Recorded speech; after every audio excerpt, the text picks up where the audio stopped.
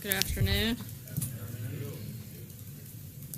Today's jobs report shows the extraordinary impact recent weather events have had on our economy. Calculations from Moody's Analytics estimate the recent storms could cause between $195 billion and $245 billion in economic losses. But those numbers, as large as they are not the best way to understand the impact these storms have had on the people of our nation.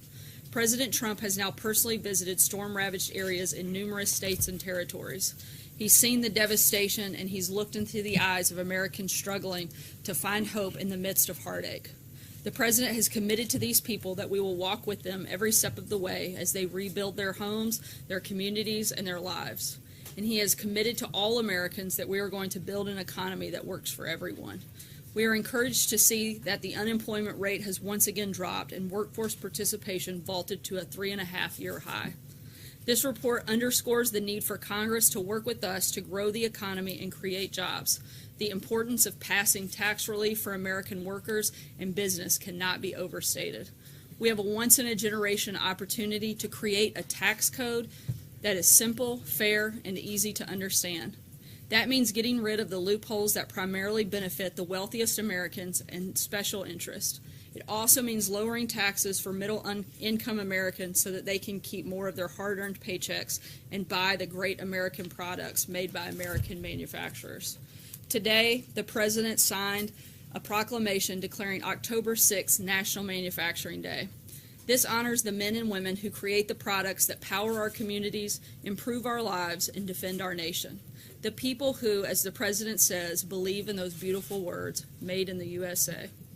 In addition to the 14 workers the President hosted in the Oval Office during today's proclamation signing, more than 500,000 people around the country are participating in thousands of events related to Manufacturing Day. Among them will be numerous members of the President's cabinet and other senior officials. Our tax plan would lead to a great American manufacturing boom. We will cut taxes on American manufacturers and businesses of all sizes and restore their competitive edge so they can create more jobs and higher wages for our workers. Our plan will also encourage them to bring back trillions of dollars currently parked overseas. The President will be back out on the road next week building support for this plan, which is really a jobs bill. He will be visiting Hamburg, Pennsylvania on Wednesday, and we'll have more details on that trip coming soon. And with that, we'll kick off Friday with questions, and we'll start now. This is kind of fun. We should do this more often, not just save it for Fridays. John Decker. Thank you, Sarah. The body of another U.S. soldier has just been discovered by local forces in Niger, which brings to 4 the total number of Green Berets that were killed on Wednesday in Niger. So far, there's been no response to this by the President. No tweet from the President, no statement from the President. Can we expect some sort of reprisal by the U.S. military in Niger as it relates to what happened on Wednesday? I made a statement on behalf of the administration yesterday in the opening. Obviously, any time one of the members of our great military are injured, wounded, or killed in action, that is certainly something that we take very seriously. Our thoughts and prayers are with those individuals. We're continuing to review and look into this, and as we have more details, we'll certainly let you guys know. Cecilia. Thanks, Sarah. Can you clarify the President's comments? Was he referring to military action when he said calm before the storm? As we've said many times before, I know the President has, as I have from this podium on quite a few occasions. We're never going to say in advance what the President's going to do.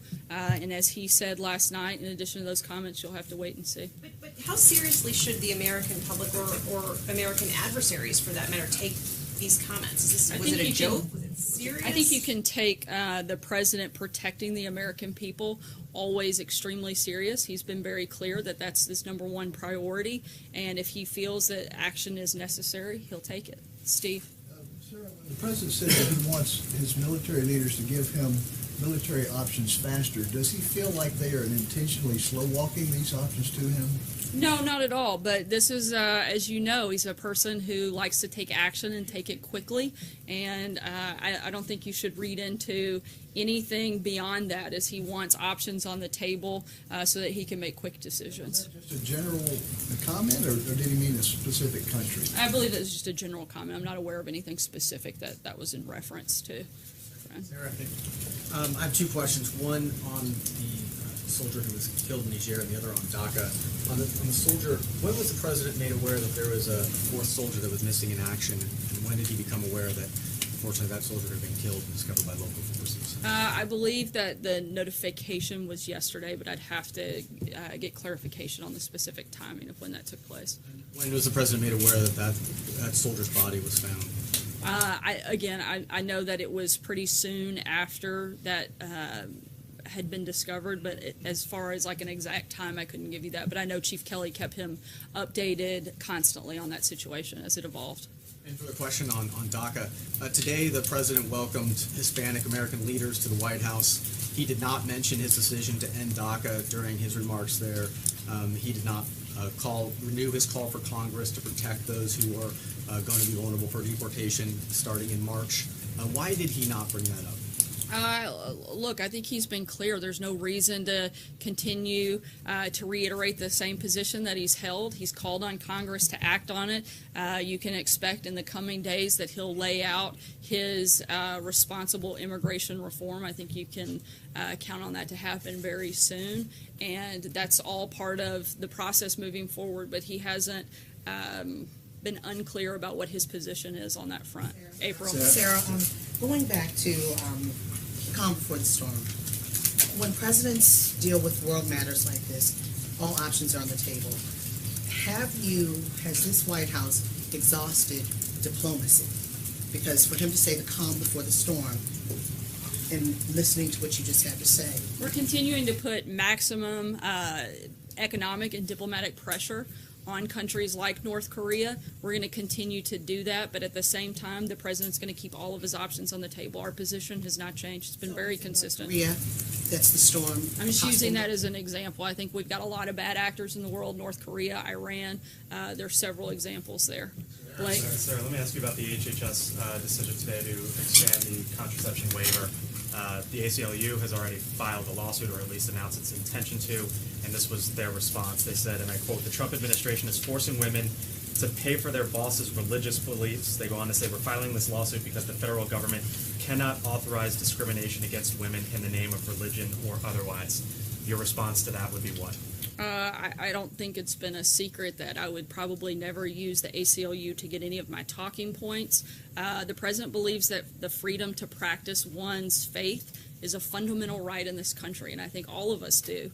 And that's all that today was about. Our federal government should always protect that right, and as long as Donald Trump is president, he will. So then in not responding to the ACLU, what would you say maybe to the women out there, or to the families out there who now have to pay more out of their pocket to get contraception coverage that they choose and that they desire? This is a president who supports the First Amendment, supports the freedom of religion. I don't understand why that should be an issue. The Supreme Court has validated this decision, certainly many times over, and the president is somebody who believes in the Constitution. If people don't like what the Constitution says, they should talk to Congress about changing it.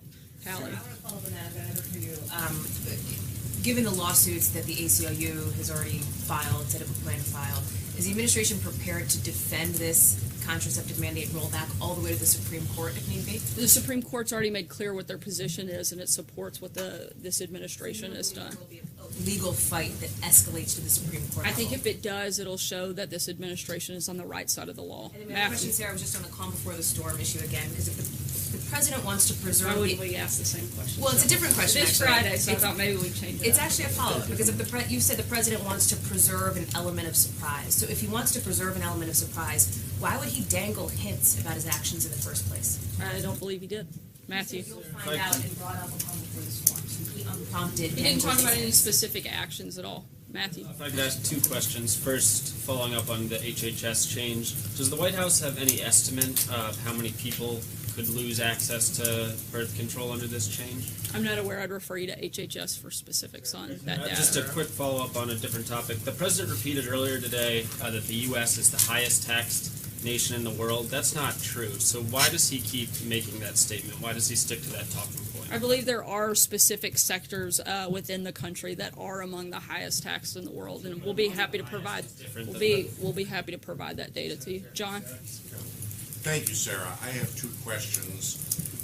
First, there's been rumors that Prime Minister Tsipras of Greece will come here on the 17th, meet with the president, and then meet with the vice president on the 18th, and we've had no confirmation. Is the Prime Minister invited, and is he coming to meet the president and vice president? He is, and I believe that date is correct. The 17th, I believe that he'll be here on that date. The other thing is that the administration has had a vacancy without a permanent Secretary of Homeland Security for 2 months, which is a record for that position not operating with a permanent secretary. Are we going to have an announcement on a choice of a permanent secretary within days, next week perhaps? And rumors are consistent, he will make Elaine Duke the permanent secretary and send her appointment up. True or false? I'm not going to get ahead of any announcement that the president may make about a permanent person, but I will say that Acting Secretary Duke is very competent and has managed the Department of Homeland Security very well in a very tough and trying time given the hurricane season that we've had, and certainly have not wanted to make big shifts in leadership during this time, and while there's so much going on there. In terms of a timetable, we'll keep you posted when we have an announcement on that front. Opinion too, right? I'm sorry? That's what you just said about Secretary Duke. The testimony you gave is the president's opinion of her as well. Yes, he's happy with the job that she's done as the acting secretary. Jordan? Thanks, Sarah. Senator Cornyn said that the immigration principles that are being floated out there would be harmful to the DACA negotiations. He believes that DACA should be kept separate from any discussion about legal immigration. What is the White House response to that? I mean, are you guys committed to attaching legal immigration to the DACA debate? We want to make sure that whatever we put forward is a responsible immigration reform. That's not one piece of this process dealt with separately. We need to make sure that we're addressing all the problems so that we're not dealing with this again in 2, 4, 5, 6 years, but that we're putting forward a very thorough and full plan. And that's what you're going to see coming from the administration in very short order. Fred? Oh, thanks, sir. Two questions. First, does the White House have any view on the CFPB rule on payday lending? Not that I'm aware of. I'd have to check on that and circle back with you. And just to follow up on that topic, there have been some House Republicans who believe that there's already cause for firing Richard Cordray, going back to his handling of the Wells Fargo case. Why hasn't the president taken action? I mean, does he approve of the job that Cordray has done so far? When we have any personnel announcements on that front, we'll certainly keep you guys posted. That's 2 already. I'm going to have to move on. Margaret, sorry. Two quick questions for you. One, there have been some rumors about the future of Secretary of State Rex Tillerson today. Can you continue to say the president remains confident in him as Secretary of State? He does. As he said yesterday, or 2 days ago, as I said yesterday, nothing has changed despite what you may read in the media or watch on TV. I would certainly trust the president in my comments far above those of other reporters. And I want to ask you, the president, words matter. The president can move markets. He can cause miscalculation when it comes to adversaries. In the context of the questions asked of you today, when you've been asked what he meant by calm before the storm, you've mentioned North Korea, you've mentioned Iran. There's the implication that there is some kind of military action. There is some sort of forecasting there. Can you clarify if we are interpreting things correctly?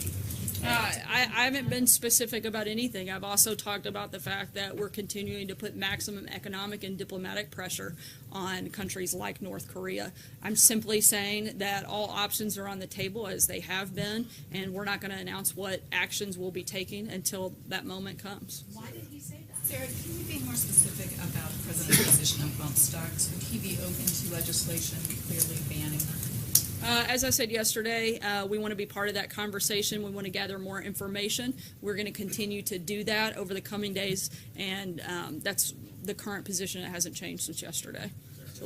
Thank you, Sarah. 2 questions, if I can. Why not? I asked you about Senator Corker a few Just weeks not back. 3, 2's the one. Just 2. I asked you about Senator Corker and some of the comments he made a few weeks back. Earlier this week, he said that Secretary Tillerson, Secretary Mattis, and General Kelly are basically what's keeping the country separated from chaos. And he said that there are other people in the White House that aren't, putting forth policies in a coherent fashion. Do you have any response to Senator Corker's statement? Look, I think that the president is the one that's keeping the world from chaos. He has an incredible team around him that's helping him lead that effort, and he's had tremendous accomplishments on the international stage by working with allies and confronting enemies. We're going to continue doing that. We're going to continue doing that as a team with the president leading that effort. Is General Kelly helping to lead that effort? Is General Kelly? I'll come back to you. We have Sarah, time. getting back to these calm before the storm comments, I wanted to ask you about that in a different way. There's a theory in Washington, and forgive me if you've been asked about it before, that the president subscribes to this madman theory, that if he makes a lot of unsettling, off-putting comments that sort of throw people off, that he likes to keep his adversaries guessing. That's sort of the point of making comments like calm before the storm and so forth. What is your sense of that? Is there anything to that?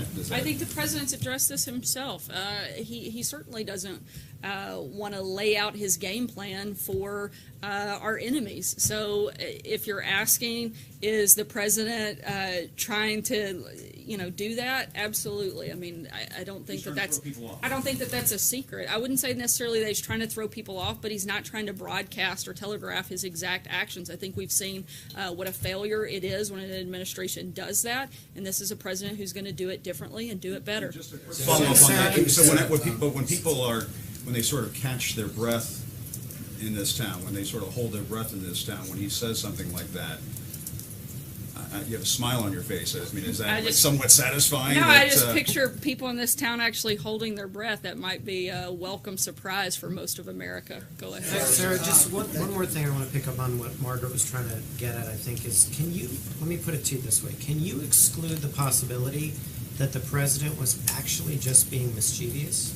That he was messing with the press a little bit when he made that comment? I wouldn't say that he's messing with the press. I think we have some serious world issues here. I think that North Korea, Iran, both continue to be bad actors, and the president is somebody who's going to always look for ways to protect Americans, and he's not going to dictate what those actions may look like. I don't think there's anything beyond that that I can add on that front. Substantive question on Iran.